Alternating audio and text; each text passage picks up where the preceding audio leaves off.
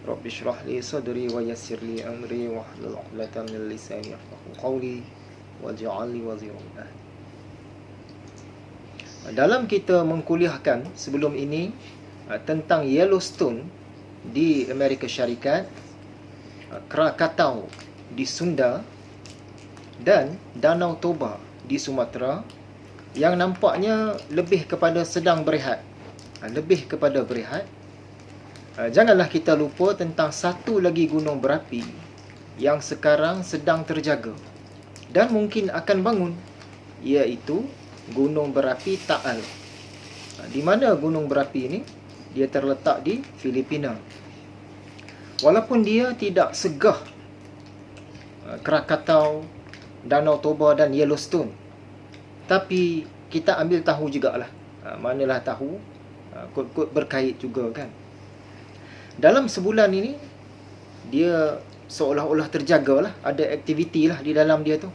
Dan dalam sehari dua ini, dia semakin aktif. Menurut laporan akhbar, dalam tempoh 24 jam yang lalu, dia bergegar sebanyak 86 kali. Jadi maksudnya, pada bila-bila masa pun boleh meletus. Berita seterusnya. Iran yang sedang berhadapan dengan krisis air. Dalam kuliah kita sebelum ini, semalam dalam krisis air tu disebut sebagai kemarau paling teruk lah dalam tempoh 50 tahun. Jadi semalam datang pula satu lagi ujian Allah, iaitu gempa bumi yang berukuran magnitud 5.7. Jadi mereka di sana sedang berhati-hati. Kod-kod ada lagi. Jika kita masih ingat, pada tahun 2003 dulu berlaku gempa bumi juga di sana, magnitud 6.6. Dekat-dekat dia.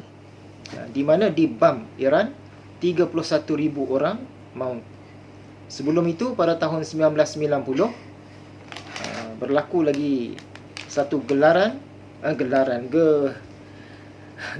lah, gempa bumi lah, gegaran berukuran 7.4, 40,000 orang maut dan 300,000 orang cedera. Jadi zaman akhir kan banyak gempa, banyak bencana alam. Jadi hal-hal sebegini kita ambil tahulah serba sedikit. Info seterusnya. Di Indonesia, semakin ramai doktor meninggal dunia walaupun sudah mendapat 2 dos. Dalam tempoh 1 Julai sampai 17 Julai sahaja, seramai 114 orang doktor meninggal dunia. Jadi sekarang doktor-doktor dan yang terlibat dengan kesihatan di sana mula diberi dos yang ketiga. Seterusnya, di Britain, dalam rakyat semakin bergembira, semakin seronok untuk mendapat pelepasan dan pembebasan, tiba-tiba Menteri Kesihatannya boleh positif wabak. Dan Perdana Menteri, Menteri Kewangan pula kena kuarantin.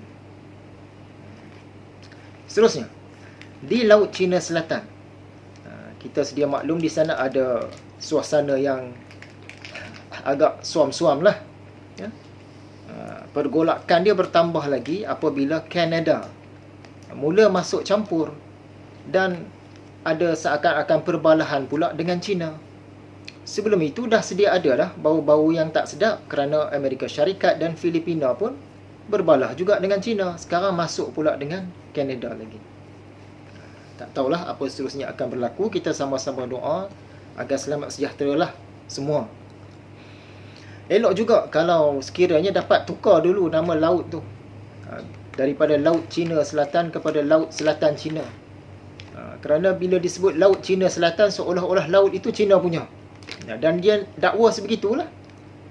Tapi kalau kita dapat tukar Laut Selatan Cina, tak adalah nampak macam dia punya sangat. Kalau Laut Cina Selatan, seolah-olah laut tu laut dia. Dan dari segi sejarah zaman dulu-dulu pun, sebahagian daripada Laut Cina Selatan hari ini itu, yang bahagian bawah dia ialah Laut Melayu. Tapi takkan China nak mengaku pula kan. Dia sebut itu semua Laut Cina Selatan. Padahal di situ Laut Melayu yang bahagian bawah tu. Macamlah isu tentang tembok besar Cina. Cina takkan mengaku apa benda sejarah yang zaman dulu-dulu tu.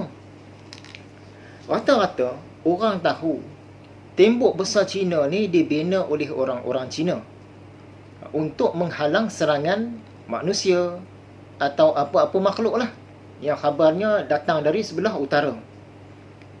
Dari sebelah Mongolia, sebelah Rusia, sebelah Asia Tengah. Kawasan-kawasan itulah. Jadi, nampak macam puak-puak utara ni lah yang lebih dekat dengan Ya'juj dan Ma'juj. Bukannya puak-puak Cina ni, kerana Cina ni seolah-olah dia macam nak menghalang daripada datangnya puak-puak dari utara. Sebelum kita pergi lebih jauh, untuk lebih jelas lagi penjelasan kali ini, kita sorot sedikit sejarah tembok besar Cina ni. Sikit saja. Dikatakan tembok besar Cina ini dibina sejak sebelum zaman Nabi Isa lagi. Ada yang kata 200 tahun sebelum Masihi, ada yang kata 500 tahun sebelum Masihi, ada yang dakwa lebih lagi pun ada, sampai 800 tahun sebelum Masihi. Dikatakan dibina oleh dinasti-dinasti zaman itu seperti dinasti Qin. Untuk menghalang, tak tahulah halang apa, manusia ke, makhluk ke, lahar gunung berapi ke, haiwan ke, apa-apalah. Kemudian pada abad ke-1 Masihi disambung pula oleh dinasti Han. Kemudian terbiar. Pada abad ke-7 Masihi ditambah oleh dinasti Sui. Lepas tu terbiar. Pada abad ke-12 Masihi disambung lagi, kemudian terbiar. Dan pada abad ke-14 Masihi disambung oleh dinasti Ming. Lepas itu pun terbiar. Dan sekarang ni abad 20, abad 21 dibaik pulih. Ada waktu yang dia diperkukuhkan, ada waktu yang dia terbiar begitu saja. Jadi misteri lah juga. Sebenarnya tembok besar Cina ini dia tidak dibina sekaligus. Kita mungkin beranggapan dia macam badan ular daripada atas kalau tengok satu. Sebenarnya dia tu bercabang-cabang dan berada di banyak tempat. Dinasti yang awal dulu buat sikit, tak ada bersambung, ada yang bercabang, ada buat tempat lain pula. Campuran semua itu dikenali sebagai tembok besar Cina.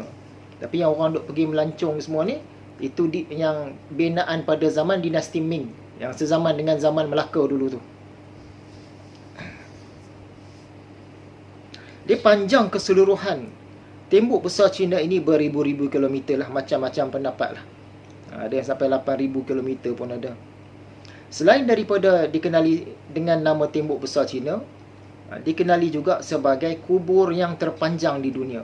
Kerana apa? Kerana begitu ramai pekerja-pekerja yang mati, di situlah tempat kubur mereka. Di dalam itulah. Jadi dia kubur terpanjang di dunia. Okay, tamat sejarah tentang tembok besar Cina.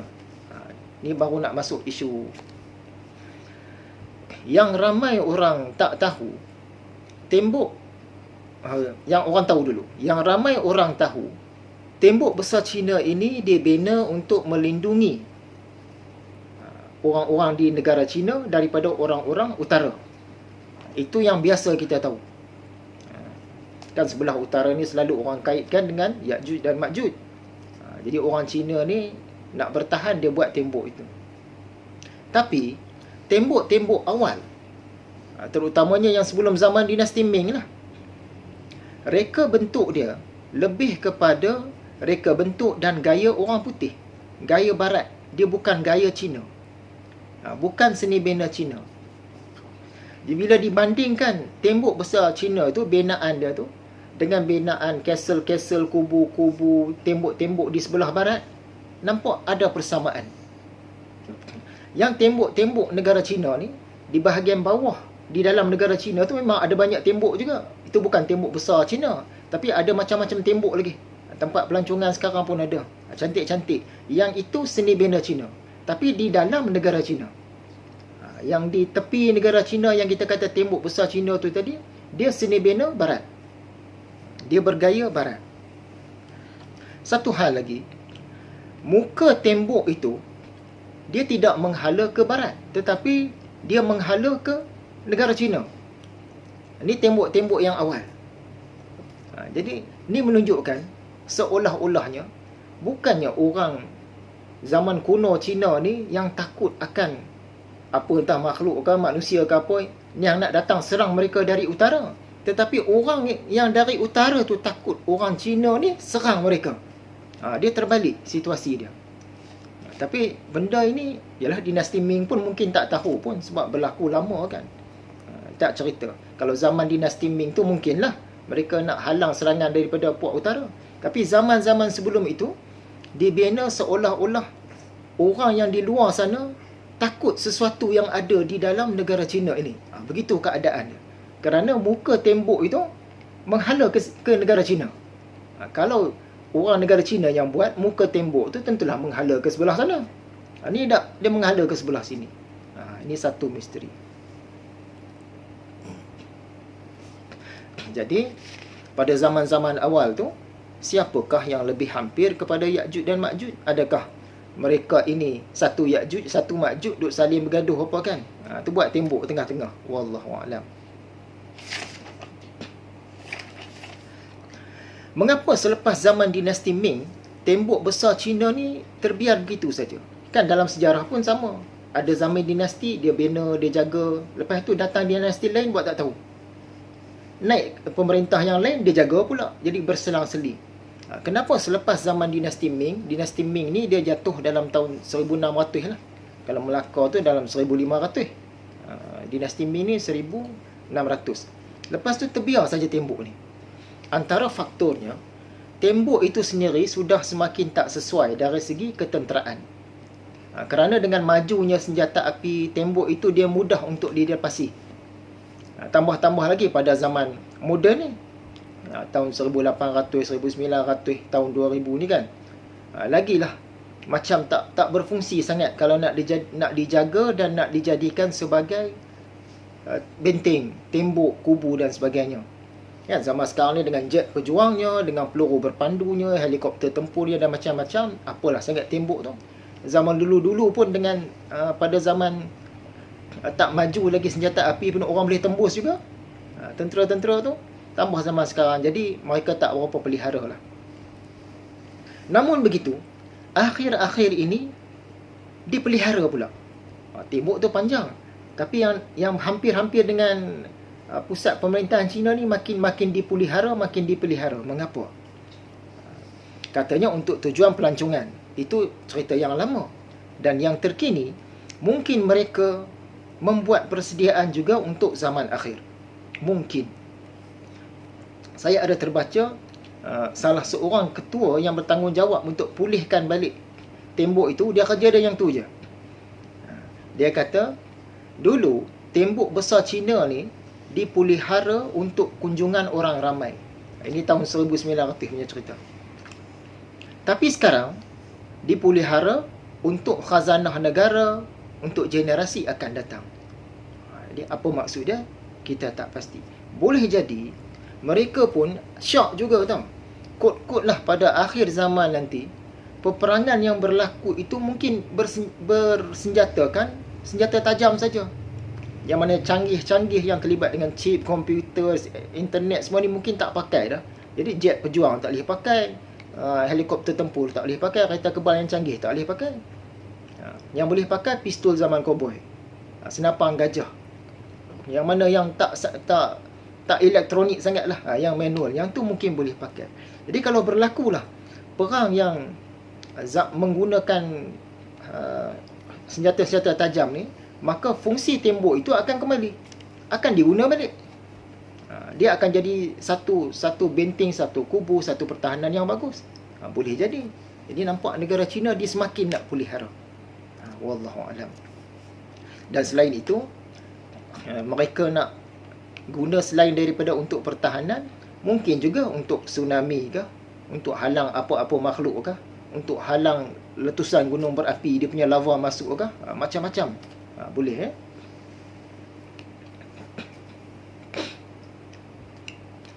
Jadi di negara Cina, mereka ada tembok besar Cina dan lain-lain tembok lah. Yang kita di semenanjung Tanah Melayu ni, kita keliling dengan laut, tak adalah apa-apa tembok. Kau nak kata tembok, mungkin Banjaran, Titiwangsa lah. Dan sebagai penutupnya, satu persoalan. Selalu persoalan tu banyak, hari ni satu saja. Selain daripada sunnah Nabi, apakah kegunaan serban pada zaman akhir ini? Pertanyaan orang lebih kurang macam itu. Jadi, serban ini dan kopiah ni biasanya, serban ni biasanya kain yang dililit di kepala dan boleh dililit di luar topi besi perang. Sama ada kain itu berlipat-lipat atau berenyuk-renyuk. Kan zaman tentera Islam tu dia pakai topi besi, serban tu boleh lilit. Jadi kegunaan kain ini dia macam-macam lah. Kita pun sedia maklum bahagian itu. Satu, sebagai kain kafan kita kalau kita mati, dengan itu je lah. Ataupun sebagai kain untuk balutan anduh, patah kaki, patah tangan dan sebagainya. Ataupun sebagai senjata cindai dan lain-lain. Itu kita sedia maklum dah. Tapi untuk zaman akhir ini, mungkin ada sesuatu lagi yang sebagai tambahan. Ini sebagai nak buka bicara saja. Dia bukan kata fakta ke belum. Sebab saya tertarik dengan pandangan sebahagian kecil orang di Amerika. Mereka ni bukan Muslim. Tak ramai pun, sikit saja. Mereka ni mengamal dan menggalakkan pemakaian penutup kepala.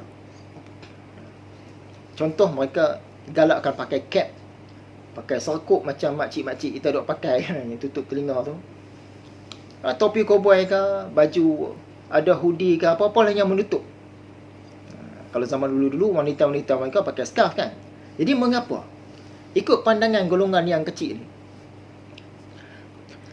dunia hari ini penuh dengan pelbagai gelombang, penuh dengan pelbagai pancaran dan arus, baik secara semula jadi atau buatan manusia. Jadi semua ini dia ada kebaikan dan keburukan untuk kehidupan kita dan kesihatan kita. Mereka tadi khawatir kalau tiba-tiba keburukan dan mudaratnya itu jadi melampau. Sekarang ni okey, banyak kebaikan, banyak manfaat berbanding mudarat. Tapi entah bila-bila waktu mudarat itu tiba-tiba terlebih. Sama ada secara semula jadi atau kerana hasil tangan manusia. Sebab itu semua pun boleh digunakan sebagai senjata juga. Jadi gelombang, pancaran, arus dan sebagainya ini akan beri kemudaratan khususnya pada bahagian kepala, yakni tempat otak. Jadi, dengan menutup kepala ini dapat mengurangkan mudaratnya itu sekiranya berlaku. Kalau kita renung-renung balik, macam bagus pula sunnah menutup kepala ni dalam Islam. Wanita memang dah tutup dah dengan tudung dia. Yang lelaki dengan kopiah, dengan serbannya. Macam Nabi Muhammad ada tinggalkan sesuatu pula untuk kita. Untuk akhir zaman ni. Wallahu a'lam. Ini hal-hal yang zaman dulu kita tak terfikir. Macam warna putih. Nabi Muhammad galakkan pakai serban putih, jubah putih, baju putih. Warna putih ni yang kita faham, sikit sebanyak dia dapat pantulkan balik apa-apa dipancarkan kepada kita. Nampak macam ada juga kena-mengena dia. Tapi benda-benda ini kena kajian lanjut lah. Ini sekadar buka bicara. Kita tak boleh kata nak percaya betul-betul lagi. Tapi kalau guru saya dulu, dia ni memang membiasakan dirinya, memang berkepiah, berserban dan putih. Dia suka putih. Tapi bukan sentiasa, membiasa. Beza tu. Kalau dalam rumah dia tak pakai lah. Kalau dia pergi kerja ke, kebun ke, mana-mana ke, dia akan pakai topi pemancing. Orang pancing ikan punya topi tu. Tapi kepala dia memang dibiasakan bertutup. Kita tak pasti sejauh mana kaitannya. Tapi mungkin ada sesuatu yang kita boleh kaji. Seolah-olah Rasulullah SAW ada meninggalkan sesuatu kepada kita bila dia kata kaum wanita ni kena tutup kepala. Yang kita faham, kaum wanita ni mungkin dia kurang sikit. Kalau terkena sikit pun, dia dah boleh kacau fikiran dia. Tak mustahil. Dalam segi emosi kan. Tapi bila bertutup itu mungkin adalah tapisan-tapisan dia walaupun sedikit. Jadi sekiranya kita tak minat pakai kepiah, serban, semutar, dastar. Orang Jawa punya dastar semua tu kan. Pakailah yang mana-mana pun. Pakai cap boleh, pakai topi boleh. Topi cowboy nak pakai helmet macam cerita Ultraman tu pun boleh. Pakai serkup tu pun boleh. Macam Assassin's Creed tu pun boleh. Ikutlah. Tapi benda-benda ini mungkin kita perlu dikajian yang lebih lanjut lagi. Wallahu a'lam. Jadi untuk malam ini, setakat itu sahaja perkongsian kita. InsyaAllah kita jumpa lagi dalam